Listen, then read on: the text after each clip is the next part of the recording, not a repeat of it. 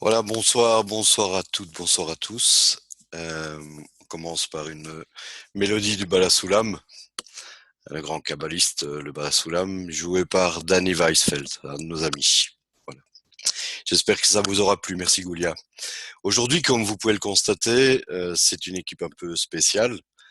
Sergueï n'a pas pu être avec nous pour des raisons professionnelles. Donc, on va essayer de gérer ça, Goulia et moi, et de vous procurer le même service qu'on vous apporte tous les mercredis. Voilà. Aujourd'hui, la leçon porte sur le récipient et le partsouf. Récipient, vous voyez peut-être déjà un peu de quoi il s'agit. Le partsouf, on va découvrir ça tout au long de cette leçon. J'espère qu'avec vous, vous avez votre petit bloc-notes et que vous pourrez noter les termes, les nouveaux termes, puisque c'est avant tout le but des leçons qu'on vous offre tous les mercredis. Voilà. Mais avant tout cela, j'aimerais une chose, c'est qu'on revienne un peu sur la leçon précédente et que, entre nous, on essaie un peu de se rappeler ce qu'on a vu le mercredi passé. Donc, si voilà, vous êtes libre de vous exprimer et si ça vous revient, une idée, un nom, quelque chose. Vous avez reçu les questions également durant la semaine auxquelles vous avez répondu. J'ai vu que ça va pas être de trop de revenir sur les notions. Voilà. Il y a des choses qui n'étaient pas claires pour tout le monde, donc ça va faire du bien. Vous inquiétez pas, on va revenir là-dessus et ça finira par rentrer et par s'éclaircir. Donc, est-ce que quelqu'un parmi vous a une idée voilà, vas-y, Bernadette, vas-y. Bon, alors je vais donner mes notes. J'ai pris des petits points de repère comme ça, mais bon. Donc dans la dernière leçon, on a vu que malgré les différents noms donnés par les kabbalistes à la lumière est une, elle est toujours la même, et que ce qui change, c'est notre perception, la perception qu'on a d'elle par rapport à notre niveau spirituel. Alors après, on a évoqué les tribulations du Kli, qui avait eu bien des misères de Bérina 2 à Bérina 3, et on a découvert qu'après qu'il ait accepté par décision indépendante les 100% de lumière, de recevoir les 100% de lumière volontairement, donc, et que ça a fait de lui une créature à part entière, il s'est trouvé confronté à un nouveau dilemme, c'est-à-dire, moi j'ai compris comment éviter le phénomène du trop-plein, une fois qu'il est devenu une créature à part entière en Malchut. Et donc, c'est parce qu'il y a un risque effectivement à trop recevoir et à tout garder pour soi. Ce risque, c'est celui d'être tellement rempli qu'il n'y a plus de place. Donc, on peut illustrer ce principe par la comparaison que tu as faite avec les repas ou l'estomac. Moi, j'ai choisi l'estomac. Quand on remplit l'estomac de 50 gâteaux, eh ben, il n'y a plus de place pour le 51e, fut-il extraordinaire. Voilà. Donc, c'est idem pour le pli. Et pour le pli, s'il est trop plein, il sature et devient annihilé par la lumière, presque dégoûté. Donc, ce faisant, il perd l'envie de recevoir et il perd de la même façon le plaisir. Et quand il n'y a plus de plaisir et plus d'envie, ben, on n'a plus encore le désir, etc. Donc, on tourne en rond, comme tu avais dit. Alors pourtant, la nature du cli, c'est de recevoir le plaisir, il ne peut pas y échapper. Et donc, c'est sa condition de vie. Alors, il va trouver un deuxième subterfuge qui est parfait. Alors, après celui de Berhina 3, où il avait donc décidé de recevoir, comment elle s'appelle, la Or à 10%, et de renvoyer la Or Rassadim à 90. En Malkout, là, le Kli, il va trouver le moyen de recevoir la lumière sans en être trop rempli et sans se lasser de recevoir et d'éprouver son plaisir. Donc, il crée en lui, par décision propre, le fameux Massar. Et ce Massar, il va sauver la vie de la créature en le rapprochant du Créateur. Donc, ça va permettre au Kli, devenu créature, de ne plus être égoïste. C'est une restriction qui s'impose. Ça va lui permettre, ce Massar, de ne plus ressentir, la honte spirituelle de recevoir sans donner. Et ça va éviter en lui le trop-plein. Et donc, il n'aura pas de dégoût, de perte de plaisir, de perte de désir, etc. Et de cette manière, il va pouvoir recevoir sans fin, goûter un plaisir sans fin, offrir un plaisir sans fin au Créateur et à la créature. Alors, comment il va s'y prendre? Alors là, je regarde mon croquis et il y a, en premier, on voit que Or, Yachar, soit la lumière directe, descend sur le Machar. Elle le traverse et lui donne 10%, elle donne 10% au Kli. Et ça c'est appelé la lumière à l'intérieur du Kli, la lumière Or Pnimi. Ensuite, la Or Yachar, elle rebondit sur le Kli et puis elle devient la lumière réfléchie, soit Or rosaire, en rendant le plaisir au créateur et aux créatures à 90%, c'est ce que j'ai compris, on verra.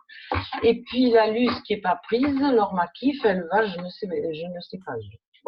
Et donc en conclusion, pour pouvoir recevoir sans fin le plaisir, sans en être rassasié, il faut recevoir et donner dans le même temps. Et c'est ce à quoi nous conduit l'étude de la Kabbale et les cours que vous nous offrez. Donc, si nous faisons de cette étude une étude pratique, ressentie, vécue, voilà, on va arriver à l'adhésion parfaite au Créateur. Amen. Voilà. Alors, si je me suis trompée... On a presque envie d'applaudir. Voilà. J'espère qu'il restera quelque chose pour nos amis. Alors, est-ce que vous pourriez peut-être compléter ou dire ce que vous avez retenu, si vous pouvez ajouter quelque chose à Bernadette? Je pense que là, il y avait vraiment tout ce qu'on a vu la semaine dernière, la semaine avant, et je pense même qu'il y avait peut-être encore un petit peu plus que ce que nous avons vu jusqu'ici. Cette semaine, on va aborder surtout, est-ce que quelqu'un de vous a peut-être quelque chose à rajouter, peut-être? Je sais pas. D'accord. Donc, on va poursuivre. Le titre, le thème de cette rencontre aujourd'hui, c'est le récipient et le parsouf. On va essayer de voir de quoi ils sont composés et les différents éléments qui vont intervenir dans tout ce qui vient justement d'être évoqué par Bernadette.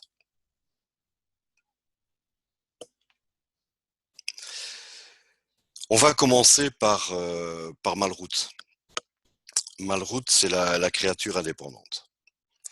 Mais Malroute, vous vous souvenez, c'est cette créature, elle est passée par différents stades de développement. On peut un peu la comparer à un embryon.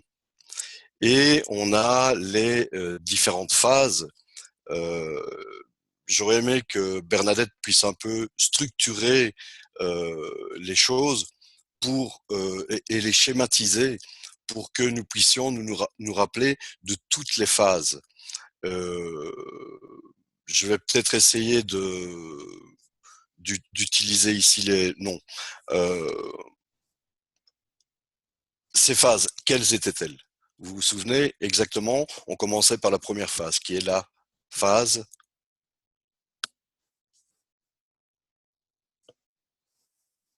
Shoresh. Shoresh. Parfait. Donc, c'est la phase racine. Après Shoresh, nous avons la phase Aleph. parfait. Aleph, qui est le 1 en hébreu. Ensuite, nous avons la phase Bet. parfait. Bet. Parfait. Bet 2. Gimel. Ensuite, Gimel. Guimel, et puis Dalet. voilà. Donc, pour résumer, c'est Shoresh, Aleph, Bet, Guimel, Dalet. 0, 1, 2, 3, 4. Voilà, c'est très, très, très important de se rappeler de ces noms-là pour pouvoir avancer et comprendre le matériel qu'on va vous proposer. Donc, après ces 4 phases de développement, la créature, qu'est-ce qui fait ces différentes phases de développement? Qu'est-ce qui fait qu'on passe d'une phase 0 à une phase 4? La Kabbale appelle ça en fait l'aviout. Aviout, c'est un mot qu'on n'a peut-être pas encore vu jusqu'ici, que vous ne connaissez pas. Aviout, moi j'ai pour habitude de privilégier l'orthographe anglaise parce que la plupart des textes que nous voyons viennent de l'anglais et je pense que c'est pas plus mal de commencer à retenir ces mots tels qu'ils sont écrits dans les textes anglais.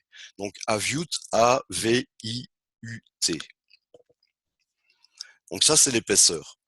L'épaisseur ou la grossièreté, c'est-à-dire vraiment c'est l'épaisseur, le désir de recevoir qui devient de plus en plus gros, de plus en plus lourd, de plus en plus épais. Ça, c'est l'aviout. Et en fait, cet aviout, il grandit lorsque on le voit, plus la créature s'éloigne du créateur, plus elle ressent du désir. À ce moment-là, on dit qu'elle a plus d'aviout. Par exemple, dans la phase 0, Keter, et dans la phase 1, Rorma, il y a peu ou pas d'aviout du tout. Parce qu'il y a peu ou pas de désir du tout. Donc, pas de grossièreté de sa part. Elle est là, elle reçoit, elle n'a pas de désir. Vous vous souvenez, c'est le créateur qui veut donner avant tout. Donc, dans les 2 premières phases, on dit qu'il n'y a pas tellement d'aviout. Donc, à ce moment-là, c'est le créateur qui domine encore.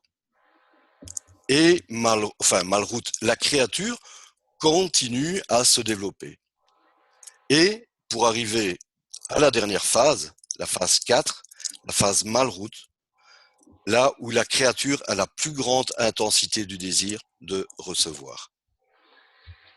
Il est bon de se rappeler que ce désir de recevoir vient de sa propre décision. C'est elle qui a voulu recevoir. Vous vous souvenez, avec les lumières, c'est elle qui a pris la décision de recevoir. Donc, c'est un désir égoïste qui est tourné vers lui-même. La créature est donc maintenant dans cette 4e phase, la phase Malroute. C'est des noms, en fait, qu'on donne à la créature par rapport à son stade de développement. Comme dans la première phase, Rorma, la créature n'est que réception. Vous vous souvenez, la lumière arrivait dans ce qu'on peut appeler le récipient. C'est une réception à 100%, une réception totale, absolue. Rappelez-vous que pendant l'étape de Rorma, la créature a aussi pu ressentir les attributs du créateur. C'est important, parce que tout ce que Malroute va avoir, toutes les qualités qu'elle va posséder, elles vont apparaître au fur et à mesure de son développement. C'est exactement ce qui se produit de nouveau, ici, par rapport à Horma.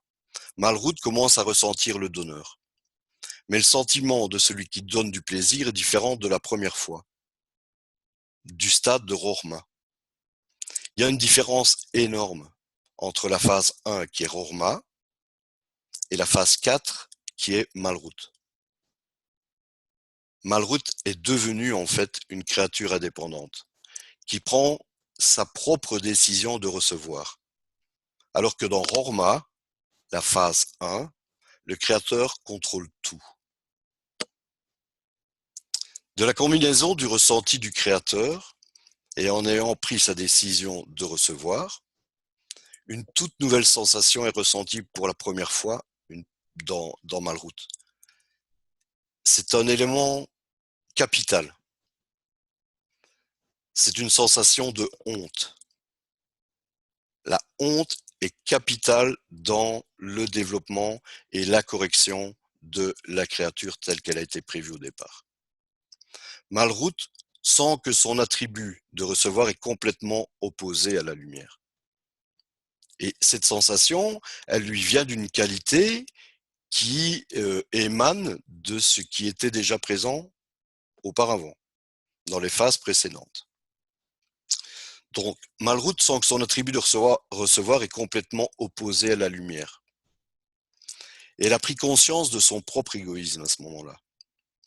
Ce n'est pas une honte ordinaire, comme ce que nous ressentons lorsqu'on est pris en train de faire quelque chose de mal, mais c'est une honte immense, absolue, à la mesure de son désir de recevoir. On a dit que son désir de recevoir était à 100%. Donc sa honte, elle est absolue. On est dans les mondes spirituels ici. Donc c'est des dimensions qui sont absolues. Ce ne sont pas des dimensions limitées comme dans notre monde. Donc cette honte qui est ressentie, elle est réellement absolue. Et elle est si forte que Malrout décide à ce moment-là d'arrêter de recevoir la lumière. Elle dit basta. Elle n'en veut plus. Elle se sent tellement mal, elle dit non, j'en peux plus, c'est plus fort que moi, je ne veux plus de cette lumière, j'arrête. Ce qui nous amène à, évidemment, une nouvelle étape. Vous ressentez bien ça, on ne va pas en rester là. Et ce rejet de la lumière par le Malrout, on va l'appeler la première restriction. Elle se restreint, plus de lumière. Restriction en hébreu, c'est tzimtzum. Donc, qu'on écrit en anglais, tzimtzum, T-Z-I-M, T-Z-U-M, tzimtzum. D'accord? Et comme vous le savez désormais, les lettres hébraïques sont aussi des chiffres. Donc, la première restriction, c'est Aleph. Donc, ça va s'appeler cette phase de développement de Malrout, après avoir ressenti de la honte, elle se restreint, on appelle ça la première restriction. Ce qui sous-entend qu'on ne va pas en rester là non plus. Mais dans ce cadre-ci, elle vient de faire une première restriction. Tzimtzum Aleph. Aleph, vous connaissez, A-L-E-P-H. Et qu'est-ce qui se passe alors? À nouveau, tout est en équilibre. Il n'y a plus de sentiment d'inconfort, il n'y a plus de sentiment de honte. Malrout, c'est fini, quoi. Bon, elle a arrêté ce sentiment de honte. Mais c'est pas tout, quoi. Parce que là, en fait, on est revenu en arrière. On est revenu en arrière. Malrout, elle ne reçoit plus. Donc, puisque Malrout ne reçoit pas, et le créateur, alors, il ne donne pas non plus. Alors que le but de la création, c'est de faire du bien à ses créatures. C'est ce que veut le créateur. Le créateur, il veut donner à 100%. Malrout, lors de, je vais dire, de son développement, de la phase 4, elle est 100% en réception. Et là, on est déjà dans des étapes après. On est maintenant à Tzimtzum Aleph, première restriction. Alors, vous dites probablement, ça y est, maintenant, qu'est-ce qu'on fait? On vient de faire marche arrière, là. Mais bon, les choses sont bien faites, le créateur a bien prévu les choses, l'ambulance est en route. Alors, maintenant, si on essaie un peu d'imaginer quelques instants, tout ça, ça va nous faire penser à une sorte de volonté vraiment écrasante de la part du créateur, qui veut qu'une chose, c'est donner, donner, donner, donner. Et de l'autre côté, qu'est-ce qu'on a? On a cette création là, cette créature, un être, je sais pas, immonde, baveux, qui veut qu'une chose, c'est recevoir, recevoir, manger, manger le monde entier, manger l'univers entier, manger tout, tout, tout. Il veut tout. Et donc, il- en plus, cette créature, qu'est-ce qu'elle a comme sentiment? Elle a un sentiment de honte qui est proportionnel à son sentiment de vouloir se remplir, à son désir de vouloir se remplir. Donc c'est vraiment inconfortable.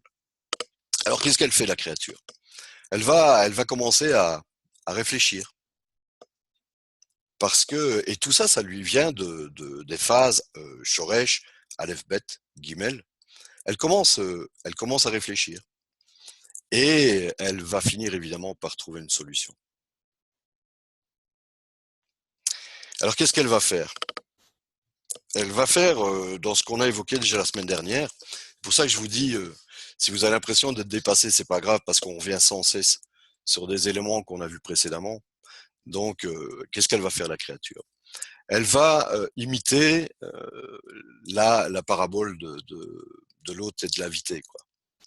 Malroute peut repousser toute la lumière qui entre, parce qu'elle ne veut pas se ressentir comme un récepteur. D'accord? Veut plus de honte, donc elle dit, moi, je repousse tout. Ensuite, elle pose la condition qu'elle acceptera une partie de cette lumière. C'est sa condition à elle. Elle dit, je reçois, ok, d'accord, mais comme je le veux. Et là encore, elle exprime son indépendance. Mais elle ne le fera plus pour son propre plaisir de recevoir cette lumière. Elle le fera, comme on l'a vu dans l'hôte et l'invité, elle le fera pour faire plaisir au Créateur. Car elle sait, par tout son développement, que le créateur veut que elle tire du plaisir. Est-ce que vous auriez des questions jusqu'ici? J'espère qu'on n'a pas déjà amené trop de matière là. Alors, c'est bon. Dans tout ce que vous avez dit maintenant, ça se passe bien en phase 4? Ou alors vous parlez de la phase où il y a l'écran? Zoom, c'est l'écran ou c'est différent? L'écran, c'est Massar. Ouais. On est après la phase 4. On est après la phase Aleph. La phase Dalet. Dalet, pardon. Donc, on est... Excusez-moi, j'ai un message sur mon écran là. Donc, on est par après, on est après, souviens-toi, en Dalet, Malroute est 100% réception. D'accord? Et après vient tout ce calcul. C'est vrai qu'on a déjà évoqué les termes Massar, etc. On va encore les réévoquer plus loin dans le développement. On va voir exactement comment la Kabbale va traiter ça. On va donc évoquer ce récipient. Vous allez revoir le schéma qu'on a déjà évoqué la semaine dernière. On va voir tout ça. Mais c'est effectivement, donc elle fait cette restriction. Elle fait cette restriction grâce à quoi? Grâce au Massar. Tout à fait. Ton micro. Quand on a vu l'écran, ça c'était en phase 3. Ici, vous dites qu'on est en phase 4. Donc ça recommence encore, la honte recommence après? Tu parles de Zeranpin, l'écran de Zeranpin. Oui. Il n'y a pas d'écran dans Zeranpin. L'écran, il est plus tard. C'est comment je dirais, une interprétation. C'est le début des calculs. C'est le début des calculs.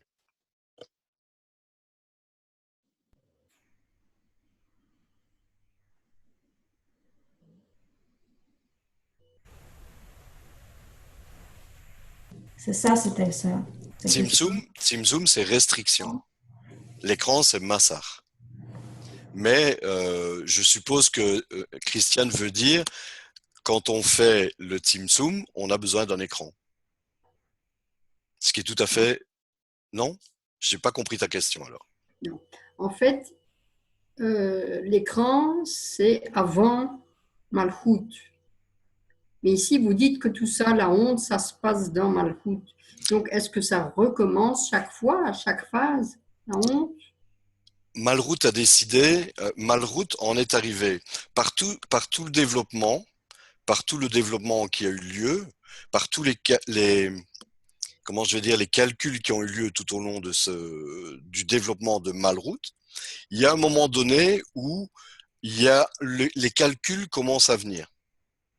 Elle commence à ressentir le donneur. C'est vrai qu'elle commence à ressentir le donneur tout est en potentiel en fait. Tout ce que nous allons voir maintenant est en concrétisation. Tout ce que tu vois dans les phases 0, 1, 2, 3 sont un potentiel pour la création de Malchut qui est réception à 100%. Ce que nous allons voir maintenant, après, donc, dans le Tzimtzum Aleph, c'est ce qui va se passer dans la réalité. Enfin, si on peut appeler ça la réalité. Ce qui est avant, ce sont les germes. Tu comprends? C'est le potentiel. C'est tout ce qui est insufflé dans Malchut pour qu'elle puisse réaliser son développement, en fait. Pour que la créature, Malchut est la créature. La créature, elle est en phase 4. Mais pour que cette créature soit réellement créature, elle a, tu sais, c'est comme l'embryon. Il a les gènes qui vont se développer, mais les gènes, l'information, voilà. L'information, elle est là, en fait. Tout ce que tu vois de la phase 0 à la phase 4, c'est de l'information. Pour arriver à quelque chose de concret. D'accord? La phase 4, Malchut, est quelque chose de concret. Maintenant, on est plus loin que ça. Maintenant, on va passer sur la réalisation. Elle va utiliser des qualités qui lui ont été insufflées lors de son développement. Est-ce clair? Du coup, juste pour Essaye de voir ça avec un embryon, tu vois. Bon, l'embryon est Malchut, imagine, c'est pour ça que j'ai fait appel à l'image d'une créature baveuse, en fait, j'allais presque boutonneuse. C'est pratiquement un adolescent, tu vois. Il veut qu'une chose, c'est lui. Malchut, c'est vraiment ça. Malchut, dans la phase 4, c'est un être réalisé, donc qui est passé par toute la conception, l'utérus, qui est né, etc., et qui arrive, allez, c'est une image, hein, mais à être à l'état d'adolescent. Ou l'état de bébé, c'est vrai qu'un bébé, il veut que recevoir aussi, en fait. J'essaye de trouver une image pour faire passer les choses, mais il y a des choses qui ont été insufflées. On voit ça d'ailleurs dans l'article La liberté du Baal HaSulam. Il y a les choses en potentiel et il y a les choses réalisées. Malchut phase 4 est réalisé et maintenant tout ce qu'on va voir va être réalisé. D'accord? Mais tout ce qui est avant est en potentiel, mais se met en place. Voilà. Je crois que c'est Apolline qui voulait dire quelque chose. Oui, je voulais juste reformuler, en fait, du coup, parce que j'avais marqué en phase 2 qu'il y avait un Tzimtzum, justement, première restriction, Tzimtzum Aleph. Donc, à ce moment-là, il s'agit de cet engerme, c'est une information. Et tout ça se réalise après la phase 4.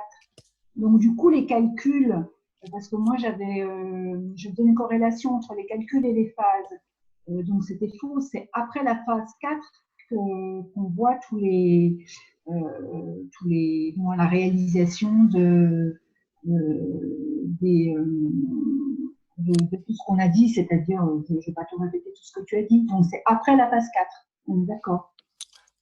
Tout ce qu'on va voir là maintenant, c'est après la phase 4. Donc tout ce qui était avant, c'est en potentiel.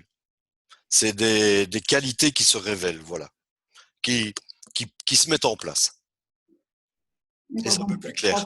Nadine, Oui, oui. Parce que moi, je pensais comme Christiane que ça se répétait en fait. non, non. Je peux parler? Oui, oui, tout à fait, je Oui. t'en prie. Alors, moi, je vais reformuler, mais peut-être que c'est tout faux. Alors, est-ce qu'on pourrait dire à ce moment-là que la lumière a engrammé cette information pendant les 4 phases? Ensuite, il y a Malchut qui est là, qui est dans la réalité. Et à partir de là, ces informations, ce qui a été engrammé, va germer, repousser en fait. Exactement, exactement. Tout ce que détient Malroute en phase 4 lui vient de la lumière. C'est la lumière, c'est le créateur qui lui passe en fait, qui lui passe.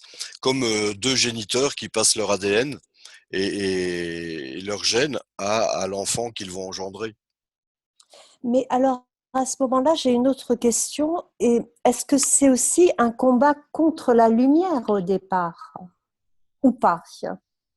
Je parlerai pas de combat. Et puis au départ, qu'est-ce que tu appelles le départ? Euh, Eh bien, parce que la lumière insuffle ce désir de recevoir, c'est ça? Elle crée, tout à fait. Oui. Elle Elle crée ce engendre. désir Oui. de recevoir. Mm. Mais finalement, en Malchut, ben, il y a tellement de désir de recevoir qu'il va être à nouveau obligé de lutter contre cette lumière pour recréer ce désir de donner. Je sais pas, hein, C'est la suite du programme. Ah, ok. C'est pour ça qu'on est là. Et je veux dire, c'est toute la cabale. C'est toute la cabale. C'est pour en arriver à rentrer en équivalence de forme avec le créateur. Donc, être comme le créateur, donneur ou donateur. C'est plus français, je crois. Voilà. Donc, Nadine ne pourra jamais quitter le cours. comment? Nadine ne pourra jamais quitter le cours parce que ça fait 3-4 fois que vous lui dites c'est pour après, il faut attendre. Non, mais c'est le travail qu'on entreprend, chacun de nous. C'est d'arriver, c'est ce qu'on appelle cette correction pour en arriver à être en adhésion avec le créateur. Et vous vous souvenez, les gens qui s'aiment, bah, ils sont très proches, et les gens qui se détestent sont très éloignés. C'est pas une question de proximité. Sergueï avait pris, je sais pas, deux amoureux, un ici et un à New York, et Poutine. Vous vous souvenez, Poutine et Trump qui s'embrassaient, donc qui étaient un à côté de l'autre, mais qui se détestent, quoi.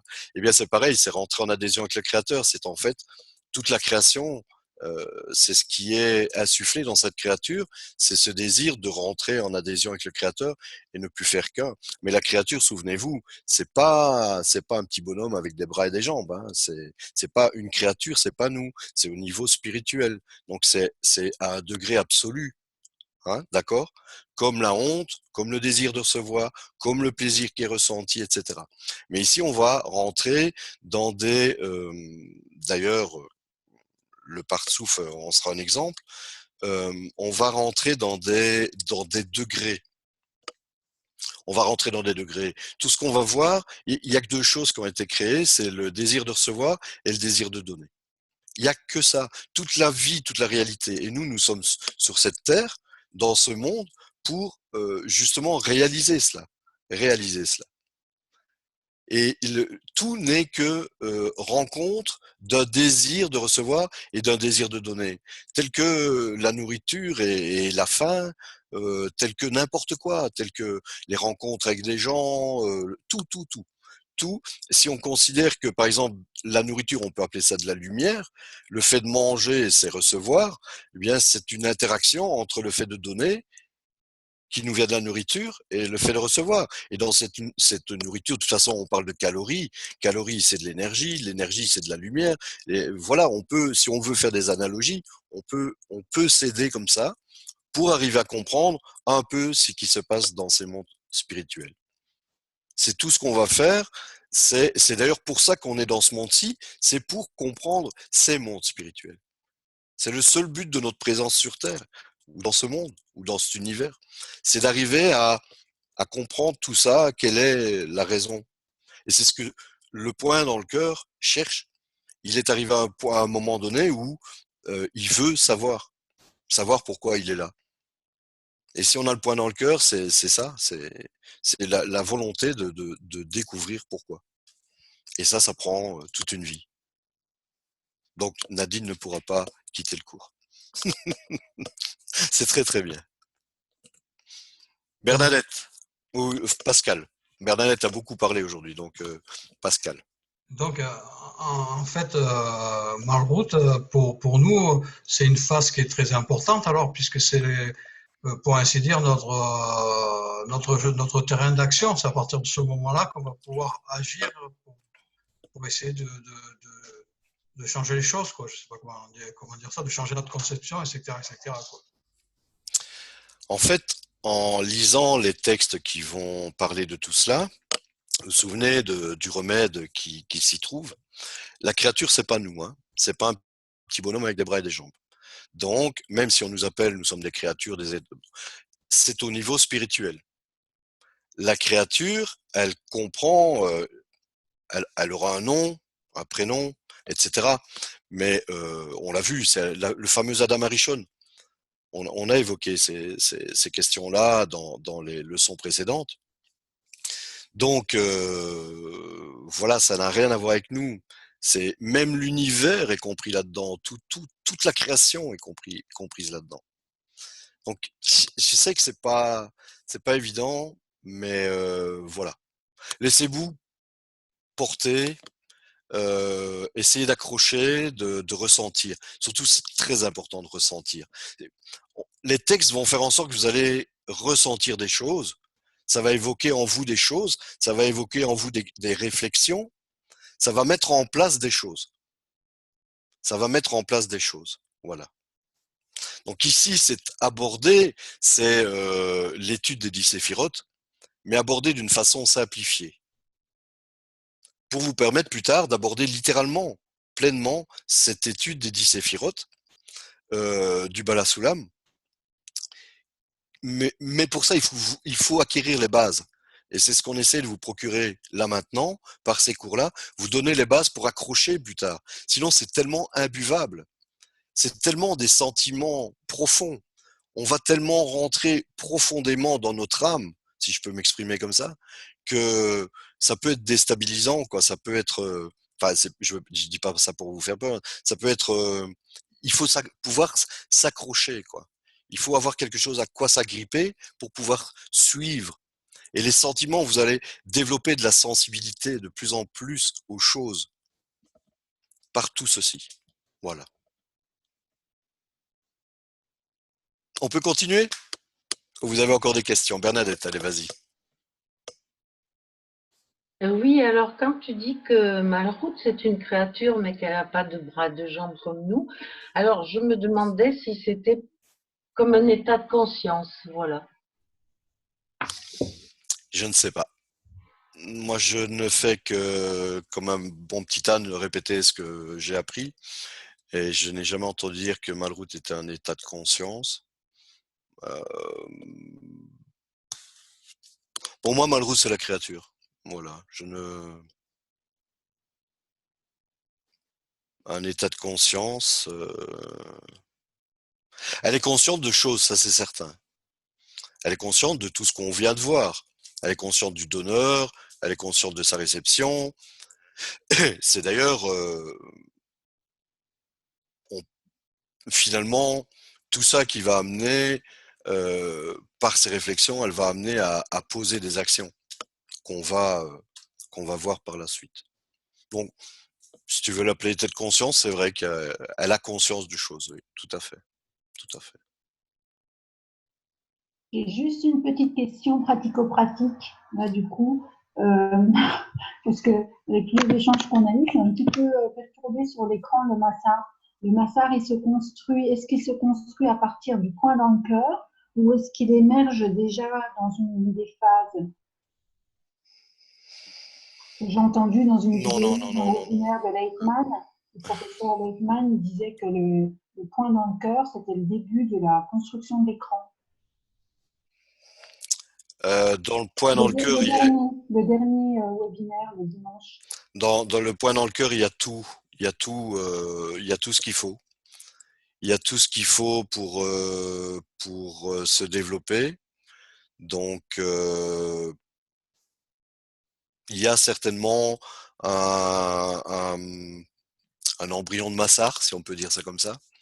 Il y a la qualité du Massard dans le point dans le cœur. Donc, toutes les qualités, je pense qu'on a abordé ça, sans trop vous perturber.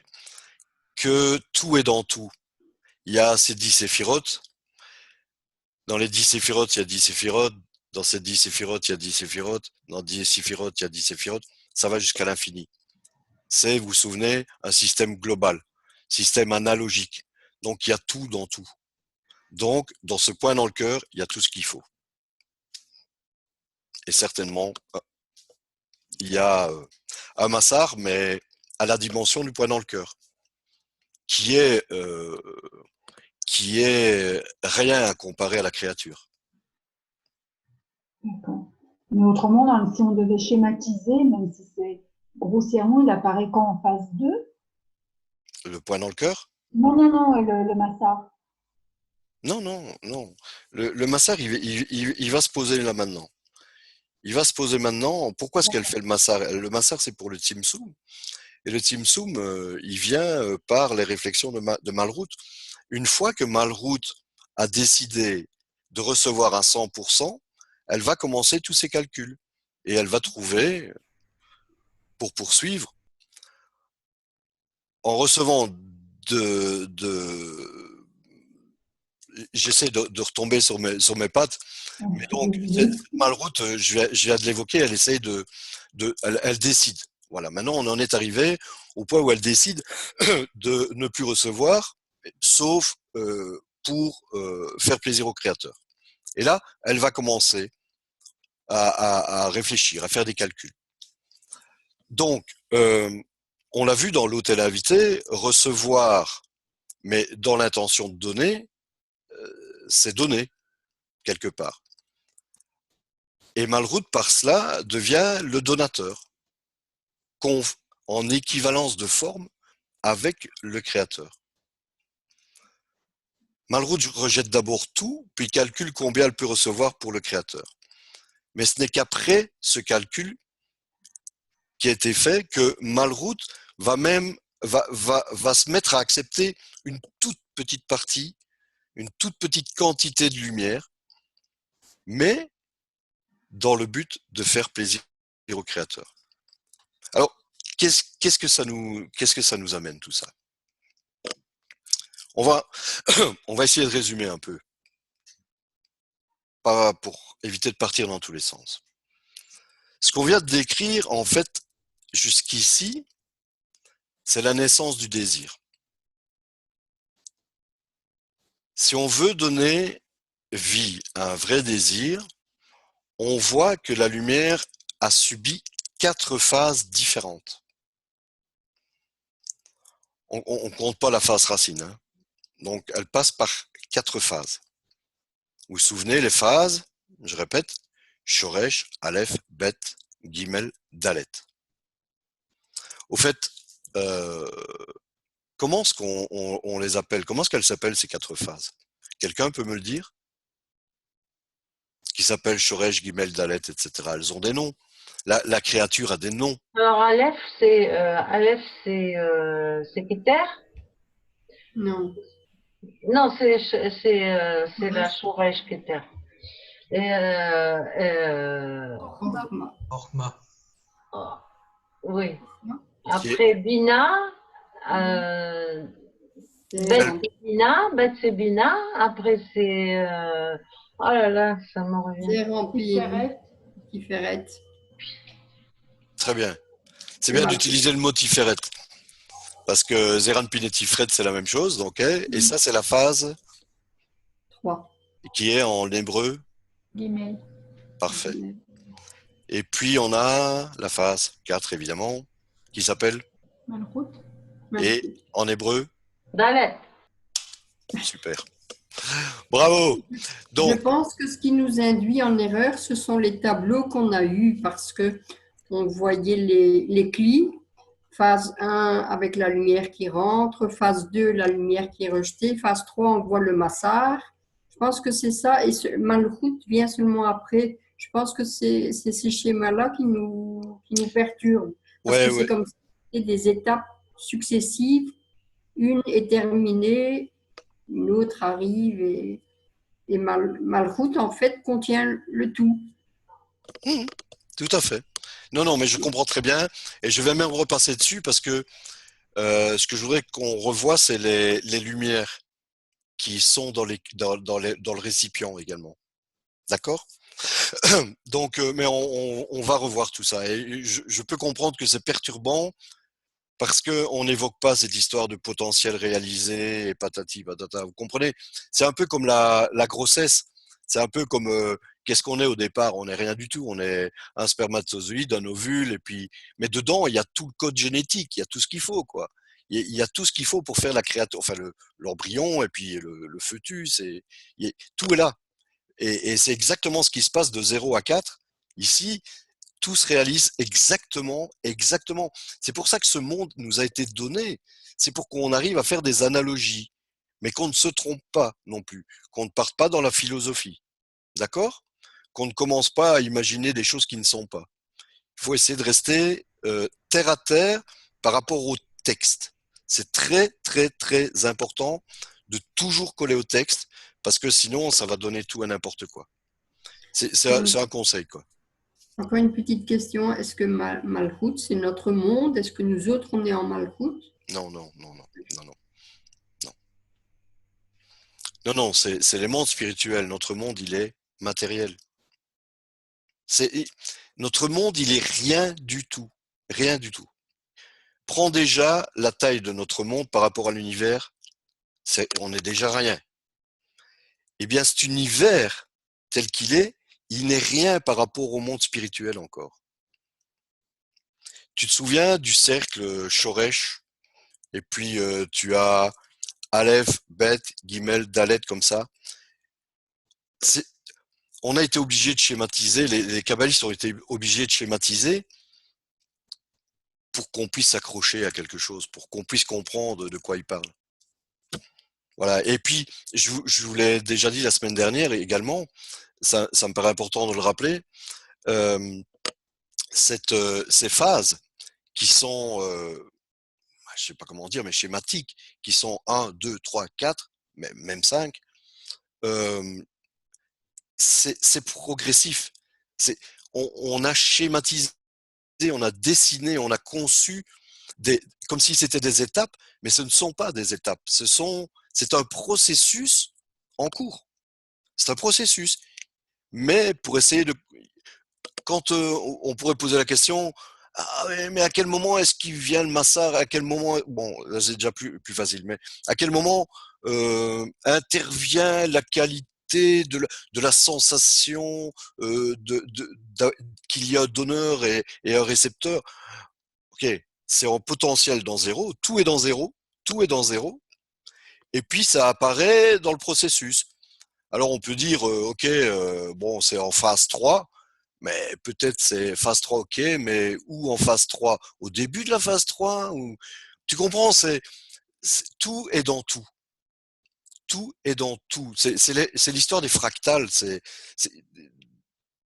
Tu peux toujours trouver tout dans tout. Mais c'est surtout une question de qualité. C'est ça qui est important. Cette qualité-là, elle apparaît. Elle est là, elle existe. Et qu'est-ce qu'on en fait? Voilà. C'est ça qui est important. C'est essayer de ressentir ces choses. Peut-être on va évoquer des choses ici que tu n'as jamais ressenties. Elles vont s'éveiller en toi. Elles vont se réveiller en toi. D'accord? Parce que tout ça, tu as ça en toi aussi. Tout ce qu'il y a, toutes les qualités que tu as se trouvent dans tout, mais pas de façon complète. Voilà. C'est pas évident, hein. Et c'est pas évident non plus de le communiquer, quoi. Et vous vous rendez compte de ce fameux langage des branches qu'on va évoquer plus loin dans l'exposé. le kabbaliste qui découvre quelque chose lorsqu'il va dans un monde spirituel, la difficulté qu'il a de nous expliquer ce qu'il ressent là-bas. Et c'est vraiment le gros souci de tout ceci, de toute l'étude de la Kabbale, c'est d'arriver, lorsque on atteint, c'est-à-dire qu'il y a une révélation, d'arriver à communiquer ce qui nous a été révélé, d'arriver à communiquer. Et ça, il n'y a qu'une solution, c'est que vous le découvriez par vous-même. Parce que on peut vous le dire pendant 20 ans, tant que vous ne l'avez pas ressenti au fond de vous, ce ne sera pas vrai. Ça n'aura aucune réalité. Mais ce sera vrai le jour où vous l'aurez ressenti. Et toutes les études, tous les écrits des kabbalistes, c'est pour passer par des ressentis. Et ces textes-là, et l'étude des 10 séphirotes, Tess, c'est vraiment, il faut vraiment arriver à ressentir ça. C'est le vouloir. Et pour le ressentir, il faut le vouloir. Il faut le désirer. Et le désir est à la base de tout. Donc, il faut vouloir comprendre ce que le kabbaliste essaie de nous dire dans ses écrits, dans lesquels il a mis énormément d'efforts pour être le plus clair possible avec les moyens qu'il avait. Donc, on va essayer d'avancer parce qu'il est déjà 9h moins 10. Et donc, justement, c'est à propos de ces ressentis. Chacun, ce qui se passe avec chacun des désirs que nous éprouvons, avant que ces désirs soient ressentis à l'intérieur de nous, ce processus précis se produit pendant qu'il traverse toutes les phases de développement de la lumière venant du Créateur, jusqu'à ce qu'enfin nous les ressentions. Donc tout ce qu'on ressent, ça vient du Créateur, hein, mais ça passe par des phases de développement. Il est totalement impossible pour un désir d'apparaître sans la lumière d'abord. C'est d'abord la lumière qui vient en premier, et ensuite c'est le désir. Excuse-moi, Edith, tu parles de n'importe quel désir quand tu parles de désir, ou tu parles de désir particulier? Tout à fait. De tous les désirs que même nous éprouvons. Tout désir, avant le désir, est toujours la lumière. Ça pose peut-être... On a parlé de Reshimo. Les Reshimo, c'est pour ici. Vous êtes passé par là. C'est les choses que vous avez en vous, je vais de le dire à Christiane. Tout ce qui se passe là, toutes les qualités qui sont là, elles sont en vous. Elles sont en nous. Donc, voilà. Mais ici, on est un peu plus schématique, on dit, avant d'avoir un désir, il y a de la lumière. Et le désir est toujours le résultat de la lumière. Donc, pour schématiser, Malroute est le résultat de la lumière. Ça se compliquera plus tard, hein, mais pour l'instant, essayons de retenir ça, que la lumière vient en premier et puis via le désir, par tout ce développement qu'on schématise en 4 phases. Avec Shorish, évidemment, d'où vient la lumière. Voyons maintenant la structure de la créature, de cette fameuse Malroute, de la phase 4. La créature, on va appeler ça le récipient, le cli. D'accord ? Et dans le diagramme qui va suivre, vous verrez qu'il y a plusieurs sortes de lumière. Il y a la lumière directe, c'est la lumière qui brille directement du Créateur, qu'on appelle Or Yachar. Il y a la lumière que la créature Malroute rejette au départ, qui s'appelle Or Rosaire. C'est le slide 2, Sagoulien.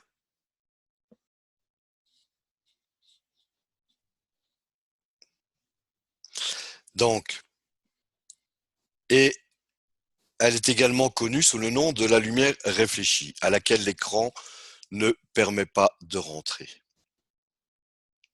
Donc, différents types de lumière. Il y en a encore d'autres ici. La lumière finalement que Malraux détermine pouvoir laisser entrer, car la force de son écran est suffisante. On l'a vu, elle commence à dire, OK, je veux bien un petit peu de lumière, mais ce que je peux supporter, pas plus. Ce que je peux supporter dans le but de donner au créateur, de rendre au créateur, de faire plaisir au créateur. Et c'est ce qu'on appelle évidemment la lumière intérieure, or pnimi. Donc vous voyez les termes tels qu'ils sont écrits ici, on vient de les voir, qui sont la lumière directe, or yachar, Y-A-S-H-A-R. Or, vous vous souvenez, c'est lumière hein, en hébreu. Il y a la or rosaire, la lumière réfléchie, H-O-Z-E-R. On la voit là, elle repart vers la gauche. Ensuite, il y a or pnimi, la lumière que la créature accepte de recevoir. C'est la lumière intérieure, pnimi, P-N-I-M-I. Et autour de tout ça, évidemment, puisque nous baignons dans un océan de lumière, il y a la or makif, la lumière environnante. Mais la lumière environnante, on ne va pas l'évoquer maintenant, ce sera vu plus tard, mais sachez qu'elle est là, elle entoure donc ce récipient là que vous voyez avec donc Malraux avec son massard qui lui permet de faire réfléchir la lumière, etc., la lumière directe qu'elle réfléchit. Sergueï avait évoqué un miroir, mais c'était plus approprié de parler d'une rétine ou d'un tympan puisque on laisse quand même passer quelque chose. Donc voilà un peu tous les termes qu'il faut essayer de retenir.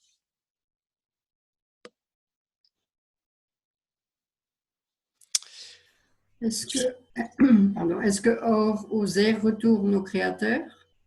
Or Rosaire retourne dans la création, en fait. Mais pas au créateur.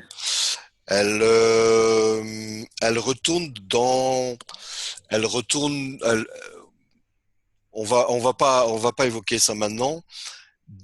Elle retourne dans le système. Elle retourne.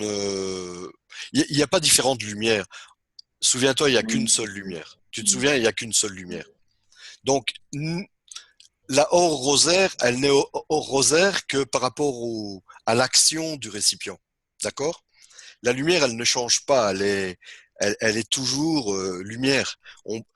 Tu peux imaginer un océan de lumière qui n'est que, c'est toute la même lumière, mais alors, vous vous souvenez, on appelle les choses par rapport à l'interaction du récipient avec la lumière.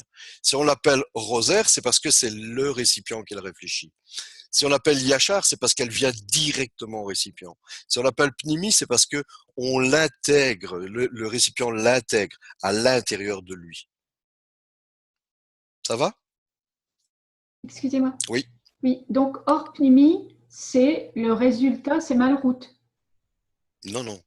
Or, pnimi, c'est la lumière que Malraux accepte de recevoir pour faire plaisir au créateur. Mais c'est déjà une partie de Adam Arishon.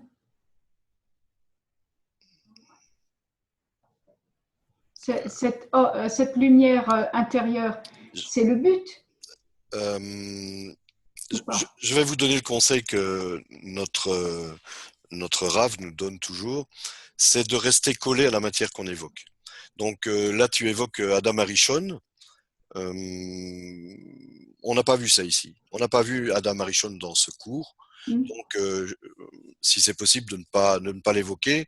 Et puis, de toute façon, non, c'est pas Adam Arishon n'est pas ici, quoi. D'accord. D'accord. Mais essayez pour pas, parce que chacun de nous a des parcours différents. On peut venir avec beaucoup de choses, mais c'est mieux d'essayer de se concentrer sur ce qu'on est en train de voir là pour le moment, et sans ajouter encore des choses. D'accord? D'accord. Donc vous vous souvenez de notre histoire de l'hôte et de l'invité. On a appris qu'il faut utiliser ses désirs égoïstes, mais de façon altruiste. Notre créature applique ce concept précisément après avoir réalisé le Tzimtzum. Tzimtzum qu'on appelle comment? Le premier, Tzimtzum. Parfait. Donc, qu'on appelle Tzimtzum Aleph, c'est la première restriction. Et pourquoi elle faisait encore cette restriction, la Malroute?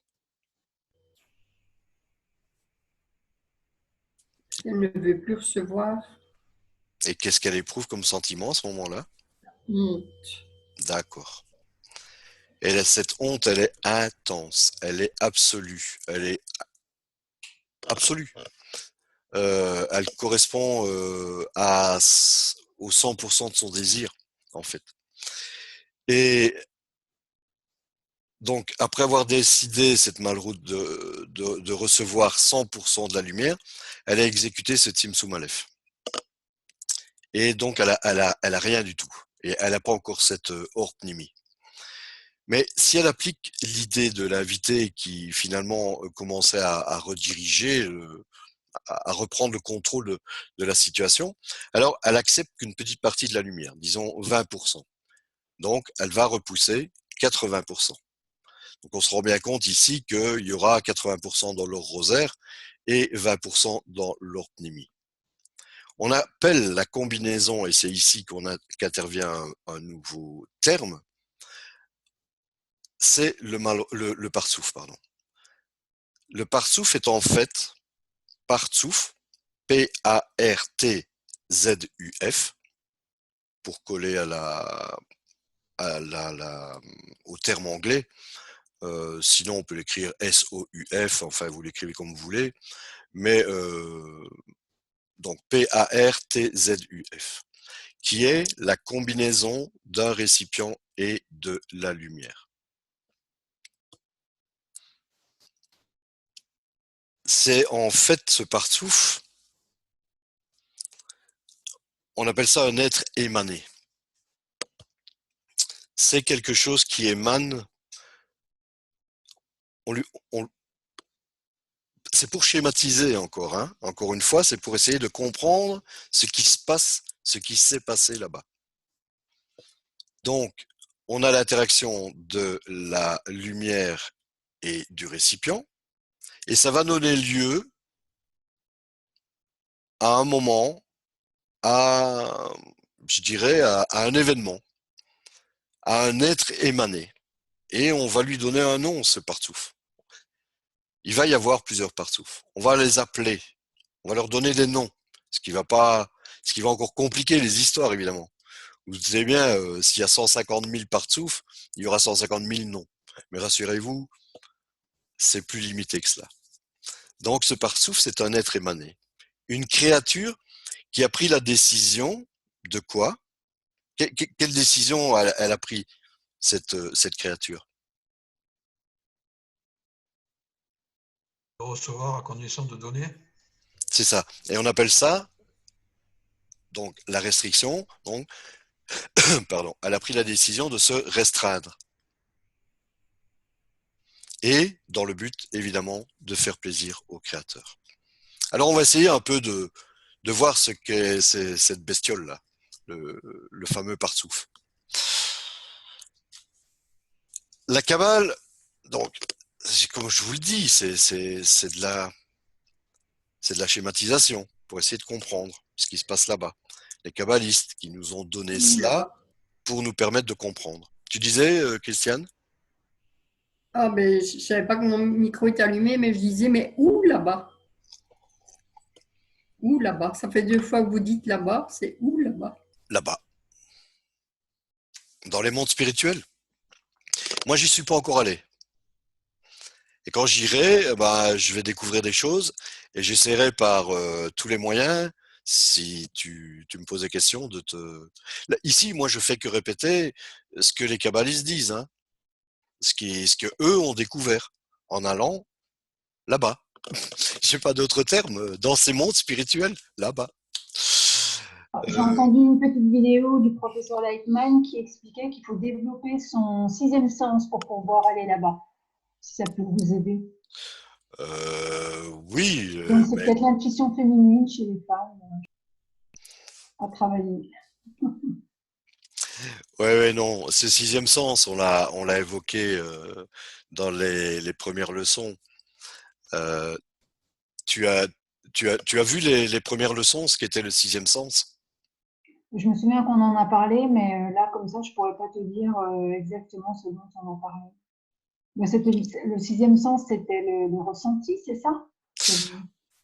En fait, le sixième sens, ça correspond littéralement au point dans le cœur, qui va lui percevoir, qui a tout ce qu'il faut en lui pour atteindre les mondes spirituels. Mais c'est ce qu'on devrait faire, nous, aujourd'hui. C'est ce que tu as, c'est ce que nous faisons. Ouais.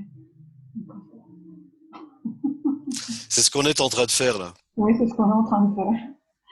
Mais ça ne va pas se réaliser en un claquement de doigts. Il va falloir... Qui sait, pendant la nuit. il va falloir, tu n'auras pas le choix de développer ce point dans le cœur. Ce point dans le cœur, il est rien du tout. Le point dans le cœur,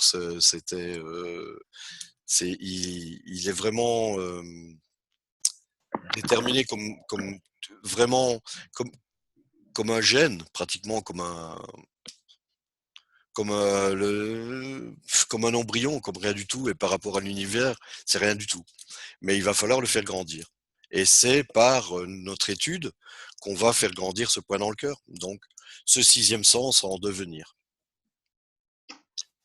Puisque déjà dans l'ADN qui est communiqué au fœtus, se trouve déjà le sens de l'ouïe, ou le sens de la vue, ou le sens de... Il est là en potentiel.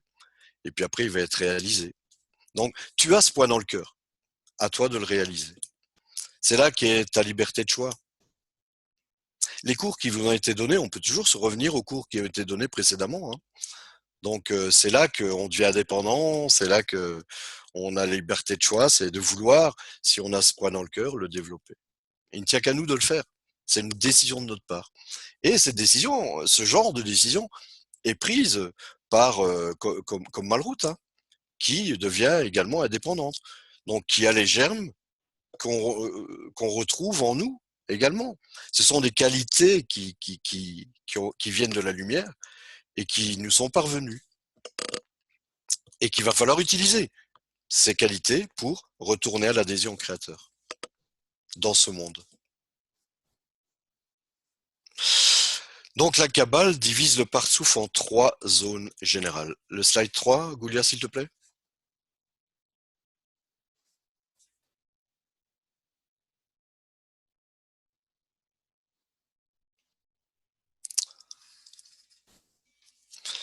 Donc, on voit ici 3 parties. Donc, 3 zones générales dans lesquelles que la Kabbale divise le Partsouf. J'y arriverai là. Il y a d'abord la roche, le tor et le sof. Roche, tor, sof. Vous voyez comme c'est écrit? Roche, tor, sof. La partie de l'être créé, je rappelle le Partsouf, qui prend une décision sur la quantité de lumière qu'elle peut accepter à l'intérieur pour le bien du Créateur, est appelée la roche. C'est la partie supérieure. Roche, la tête. Roche, c'est la tête. Considérez-la comme la partie qui calcule. C'est l'unité centrale, en fait.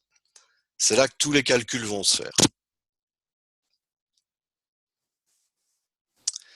C'est elle qui examine les données. Elle traite tout. Elle traite les données, elle les analyse, elle les met en œuvre, etc. Et détermine tout ce qui va être pris en compte à partir de ces données. La partie qui accepte la lumière est appelée le tor, la partie intérieure. Et la dernière partie, celle qui reste vide, puisqu'elle ne prend pas 100% de la lumière, hein, elle décide de... C'est le sof. Le sof, ça veut dire la fin. Donc, roche, la tête, tor, c'est la partie intérieure, et sof, c'est la fin, c'est le bout, l'extrémité. C'est l'endroit où l'être créé exécute une restriction et n'accepte plus la lumière. Là, il n'y a pas de lumière qui entre. Donc, dans le sof, pas de lumière. Remarquez qu'à l'intérieur de chaque partie générale, il y a des sous-parties qui correspondent aux 5 phases totales de la création. Chaque partie est divisée Donc en Keter, Horma, Bina, Zeranpin et Malrout. Chaque partie du Partsouf contient un peu de l'image entière. C'est ce que j'ai évoqué tout à l'heure, que tout est en tout en fait. Ce fait sera très important plus tard. Mais pour l'instant, on va juste se rappeler que chaque élément contient ses parties en lui. D'accord? Donc, dans la roche, il y a Keter, Horma, Bina, Zeranpin et Malrout. Dans le Tor, il y a Keter, Horma, Bina, Zeranpin et Malrout. Et dans Sof également.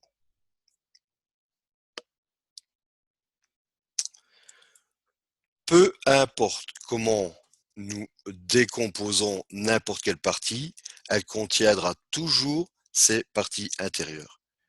Et ainsi de suite jusqu'à l'infini. Les kabbalistes ont choisi de s'exprimer dans un langage très simple parce que tout dans notre monde résulte des mondes spirituels. Selon les connexions directes qui descendent du haut vers le bas. Ces connexions s'étendent de chaque objet spirituel à chaque objet de notre monde. Vous vous souvenez l'histoire des racines et des branches? Pour tout ce qui a un nom dans notre monde, nous pouvons prendre cet objet et l'utiliser pour désigner l'objet spirituel qui l'engendre. Alors maintenant, on va encore poursuivre, si vous le voulez bien, les différents éléments du Partsouf. C'est ainsi que, par le langage des branches, qu'on est arrivé, que les kabbalistes sont arrivés en fait au langage des branches, pour pouvoir essayer de nous expliquer comment, ce qu'ils ont découvert, et comment ça fonctionne, et comment on peut le schématiser pour rendre les choses plus claires. Au moyen de noms, de dénominations et d'actions dans notre monde, nous pouvons nous référer aux éléments et aux actions dans les mondes spirituels.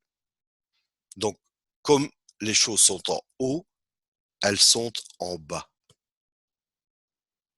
C'est la révélation. La Kabbale, l'étude de la Kabbale, c'est la révélation du Créateur dans notre monde. C'est ici, c'est pas là-bas, comme on peut parfois l'entendre. C'est ici qu'on va réaliser cette adhésion au Créateur. Scientifiquement, en prouvant les choses par nous-mêmes. Donc, aucun des textes authentiques de la Kabbale ne mentionne notre monde. Donc, il faut vraiment bien... on l'a déjà répété maintes et maintes fois, mais il faut vraiment ne pas faire d'amalgame entre ce qu'on lit dans les livres kabbalistiques et notre monde. Il n'évoque jamais notre monde. Pas un seul mot. Bien que les kabbalistes aient utilisé des mots de notre monde, hein. Donc, mais ça ne parle jamais de notre monde, de ce qui se passe ici. Chaque objet de notre monde se réfère à un objet correspondant dans les mondes spirituels. Mais la Kabbale ne parle que du spirituel. La Kabbale ne parle que des mondes spirituels. Donc quand on parle de la partie du Partsouf qui est responsable du calcul, c'est-à-dire là, c'est quelle partie? C'est quelle partie qui est responsable du calcul? Quelqu'un peut nous rappeler? Parfait. Donc, quand on parle de la partie du Partsouf qui est responsable du calcul et de l'analyse des données, on appelle cela la tête ou roche. Par analogie. Voilà. L'écran, le massar, vous voyez où se situe? Pardon? Allô? Désolé. L'écran, le fameux massar, se trouve entre la roche et le tor, c'est-à-dire la tête et le corps, enfin la partie tor, c'est la partie intérieure, à un niveau qu'on appelle la bouche, P. P-E-H. Vous voyez sur le schéma, juste en dessous de roche, un petit peu à gauche, il y a P-E-H, P. C'est là que se trouve le massar. Et c'est la bouche. Cette partie où la lumière peut entrer s'appelle le corps ou le gouffre. Donc la lumière, elle rentre par la bouche et rentre dans le gouffre, qui est le corps. Il y a évidemment une partie où la lumière n'est pas autorisée à aller parce que la créature a décidé de n'en prendre qu'une certaine quantité. Cette partie s'appelle le sauf, la fin, le bout. La partie qui divise tor et sauf dans le gouffre s'appelle le tabour, ou le nombril en français. Vous voyez le tabour là? Il est entre tor et sauf, tabour, le nombril. La partie la plus basse du partsouf, où il n'y a absolument pas de lumière, obscurité totale, est appelée le sioum, ce qui signifie la conclusion. C'est terminé, tout en dessous, tout en dessous, tout en dessous. Vraiment en dessous du partsouf, vous voyez sioum. C'est vraiment ici schématisé. Hein, c'est un gradient, quoi. Il y a un gradient de lumière, il y a un gradient de désir. Donc, mais on schématise les choses par Keter Orma Bina Zeranpin Malrout, par certaines divisions, Roche Torsof, le gouffre, etc. Voilà. Eh bien, je pense que ici, on en a assez mangé pour aujourd'hui. Et pour éviter l'indigestion, je crois qu'on va essayer de s'arrêter là. Est-ce que vous avez des questions? Bernadette, je t'en prie.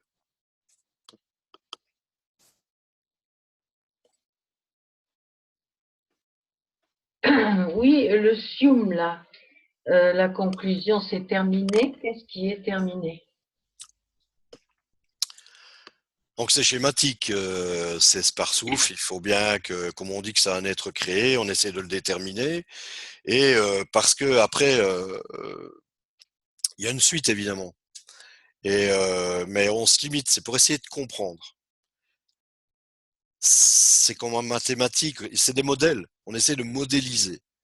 Donc on a essayé de modéliser l'interaction, parce que je te rappelle que le partsouf, c'est l'interaction, la combinaison entre la lumière et le partsouf, à un moment donné. Dans certaines circonstances, il y a un partsouf qu'on appelle X, et les choses sont telles qu'elles sont.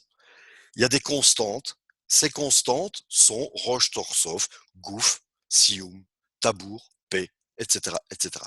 Donc ça c'est vraiment les éléments, ça c'est ce qu'on vous montre là, c'est le schéma, le modèle du partsouf standard. D'accord? C'est le partsouf avec toutes les composantes qu'il aura toujours. C'est le partsouf général. Général dans le sens où c'est le partsouf modèle, voilà. Le partsouf modèle, pas dans le sens qu'il est modèle, que c'est le meilleur, mais c'est le modèle du partsouf. Et on retrouve toujours ces différentes parties. Et il va falloir évidemment se rappeler tout cela. Mais en évoquant, comme je vous l'ai dit, les choses viendront d'elles-mêmes. Vous angoissez pas. Vous angoissez surtout pas. Hein. Si vous retenez pas, voilà, ça viendra, ça viendra. Et on va pas trop vite, etc. Pour que tout soit bien, pour que vous arriviez à intégrer comme on l'a dit au début, lors de l'introduction de ces cours, pour que vous arriviez à intégrer tout ce qu'il vous faut pour être apte à vous accrocher au groupe général. Nadine. Alors moi, je vais essayer de voir si j'ai compris. Donc, je voudrais juste poser une question. Donc, on a Malrout qui fait le Tzimtzum Aleph, c'est-à-dire cette première restriction parce qu'il accepte la lumière. Et du coup, est-ce que c'est Malrout qui devient Partsouf, c'est ça? Le partsouf est l'interaction entre la lumière et c'est un moment de la vie, c'est un modèle du moment de la vie de Malrout, dans ses interactions avec la lumière. Elle va passer par par une quantité énorme de comportements. C'est des occurrences. Je ne sais pas si j'utilise le mot occurrence, si on comprend, si c'est vraiment français, mais c'est comme des photos, tu vois. Il y a la lumière, il y a que ça. La lumière et le CLI. D'accord? Il y a la lumière et Malroute. Malroute qui, évidemment, à un moment donné, donc fait ce Team Zoom, et elle commence à faire des calculs. Alors, on va commencer à prendre des photos, tu sais, de la vie de Malroute avec la lumière. Voilà. Comment elle va se comporter. Si je peux Donc essayer ça de peut être simplifier les choses. comme une étape de son parcours. C'est ça, ouais. C'est ça. C'est une étape, ouais, du parcours de. Mais ici, c'est un parcours général, hein, donc essayer de retenir tous les éléments qui sont là, comment ils se divisent, comment ils sont composés, euh, les proportions, etc. Et les différents éléments, les différentes lumières qui interviennent et les différentes parties. Donc ici, la leçon, c'était Partsouf et récipient et Partsouf. Donc, essayez de voir tout. Il faut vraiment que vous mémorisiez ces différentes choses. Mais voilà. Plus vite vous le saurez, plus vous aurez facile. Mais bon, il n'y a rien d'angoissant dans cette histoire. J'aurais encore une question. Ça veut dire que finalement, quand il y aura un autre partsouf ou une autre sorte de partsouf, ça sera toujours composé avec ce même schéma, décomposé comme ça. Très bien compris. Mm.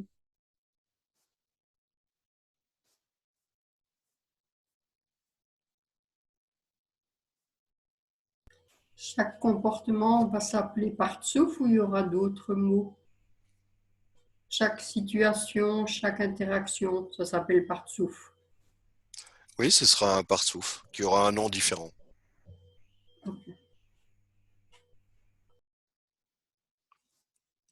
Je vais pas, on les appelle par des noms hébreux, donc on va pas commencer non plus ici à les évoquer. On les injectera en leur temps, d'accord? Mais déjà saisir cet aspect général des choses, mémoriser tout cela et voilà. Et la traduction de Partsouf, ce serait quoi? On a vu paix, c'est la bouche. Non, Vif, Partsouf c'est le c'est cœur. visage, mais Goulia est plus forte que moi en hébreu, mais je Petit crois que visage, c'est ça? c'est visage. Non, pas petit visage. Un Euh, visage. visage. C'est ça, hein, Goulia. Visage, ouais. Visage, c'est-à-dire ce qui apparaît, quoi, ce qu'on voit. Je vous l'ai dit, c'est une photo. Je crois qu'un kabbaliste maintenant appellerait ça une photo, quoi. Ou un cliché, ou quelque chose comme ça. C'est un objet spirituel finalement. Si on dit vraiment, si je traduis vraiment de l'hébreu, partout c'est une gueule. C'est pas vraiment un visage, c'est une gueule. Mais dans la Kabbale, on dit partout c'est un visage. Mais c'est plutôt un objet spirituel. Un être émané. Il a, il a son propre comportement. Donc il a tout ce qui lui vient. C'est Malroute, hein, en fait. C'est Malroute, elle a tout. C'est la créature, la création. Si peut-être ça donne une autre dimension. Tor, ça voulait dire quoi? Tor, c'est ça que tu as dit? Oui, tor. Tor, c'est la partie intérieure.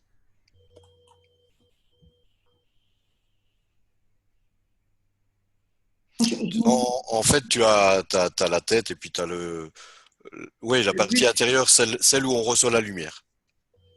Il y a une chose, du moins tout à l'heure, tu disais que Sof, c'était le lieu de la restriction, il n'y avait pas de lumière. Et ensuite, Sium, c'est l'obscurité totale. Donc, il y a dans le noir, il y a différentes couleurs de noir. Alors, il y aura un noir, moi, je dirais, le vide dans Sof, et puis l'obscurité totale, le noir dans Sium. Bon, c'est peut-être. Non, Sium, c'est le bout. Sium, c'est le bout, c'est l'extrémité. Donc, je sais pas, moi, tu prends une feuille de papier, c'est l'arête, c'est le bout de la feuille de papier. Ah, d'accord, ok. J'ai compris maintenant. D'accord? C'est un endroit. Oui, d'accord, ok. Alors que sauf est plutôt une zone. Mm. Merci.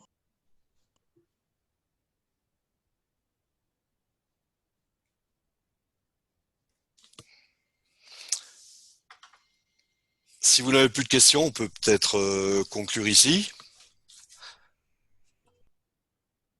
Et Je vais juste donner un petit conseil.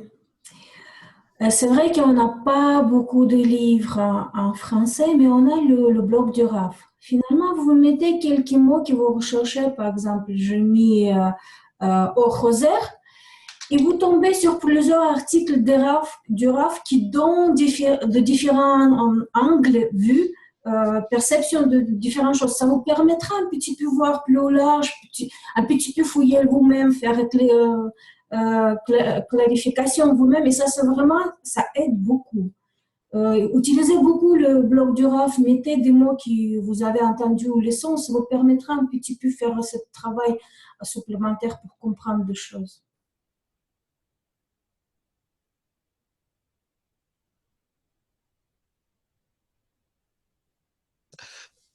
Golia, si tu pouvais rappeler à nos amis ce qui se passe avec le congrès miroir, ce serait peut-être une bonne chose.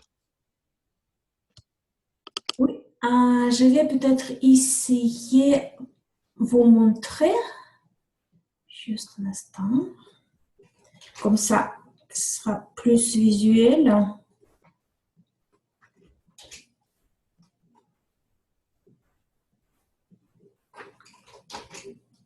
Non, j'arrive pas. Juste une seconde.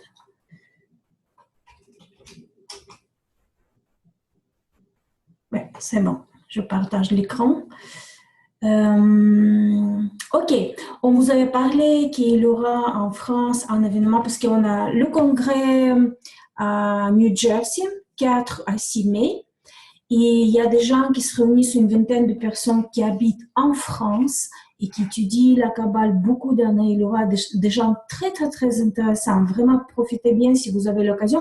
Je vais vous montrer. Déjà, je vais vous mettre dans le chat le lien.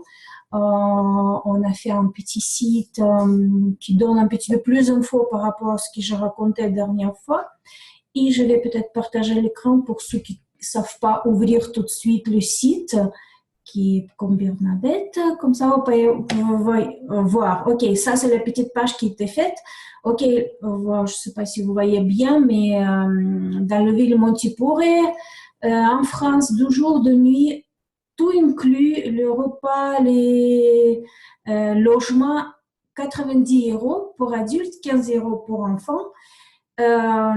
Extra info. Regardez, c'est un endroit très joli avec beaucoup de verdure. On loue cette petite salle et il y aura un grand écran. La chambre, vous serez partagé, vous serez obligé de partager avec quelqu'un parce que je ne pense pas qu'il y a des chambres seules. Une petite cuisine à notre disposition. Finalement, il aura vraiment utilisé ce site ou écrivez-nous, on va vous envoyer par email le site.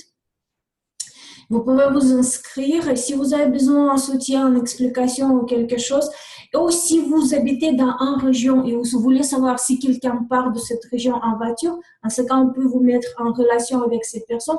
Mais vraiment, profitez bien, allez dans cet événement, c'est unique.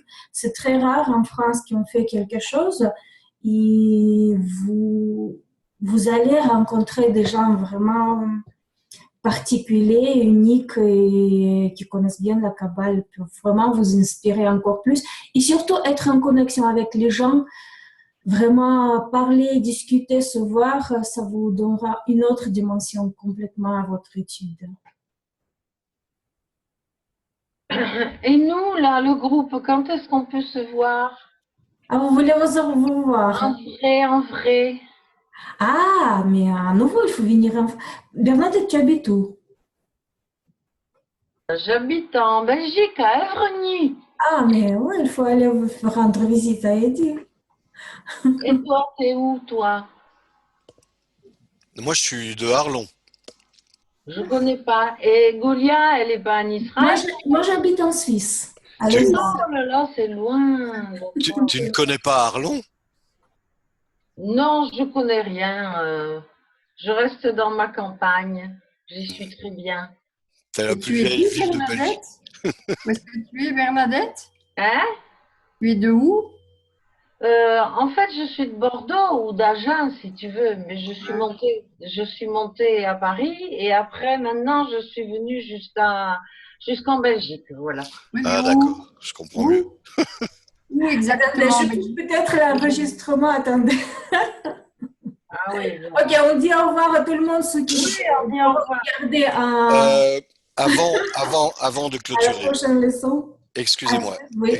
excusez-moi, avant de clôturer, j'aimerais quand même que vous preniez note de ce qu'on voudrait que vous fassiez d'ici la prochaine leçon pour vous aider. D'abord, je vous conseille d'abord de faire cela plutôt que d'aller voir le site du RAV qui pour moi risquerait plutôt d'amener encore des choses plus compliquées que ce qu'on va vous proposer. Relire la leçon numéro 1, juste dans le cahier d'études numéro 4, hein, le fameux cahier d'études numéro 4 qu'on vous a passé. Relire la leçon numéro 1 jusqu'à la page 12 incluse. Alors, pas aller plus loin, enfin vous pouvez aller plus loin, moi je vous oblige pas, mais je crois que déjà là ça commence à peut-être faire un peu beaucoup et bien intégrer déjà tout ce qu'il y a là.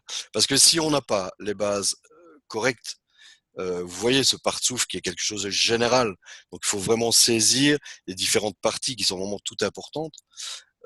Si on n'a pas ça, on va marcher sur un pied quoi, plutôt que deux. Donc, relire la leçon numéro 1 du cahier d'études numéro 4 jusqu'à la page 12 incluse.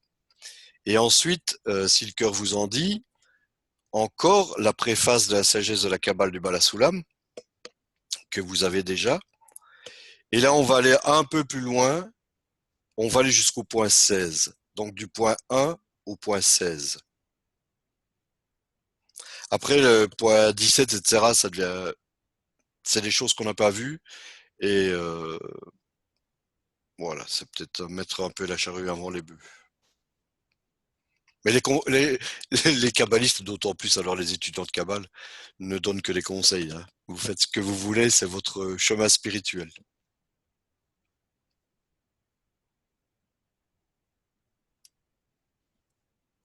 Voilà, moi je vous dis à la semaine prochaine. J'espère qu'on se verra toujours aussi nombreux et qu'on profitera tous ensemble et qu'on avancera ensemble à la découverte, l'exploration des mondes spirituels.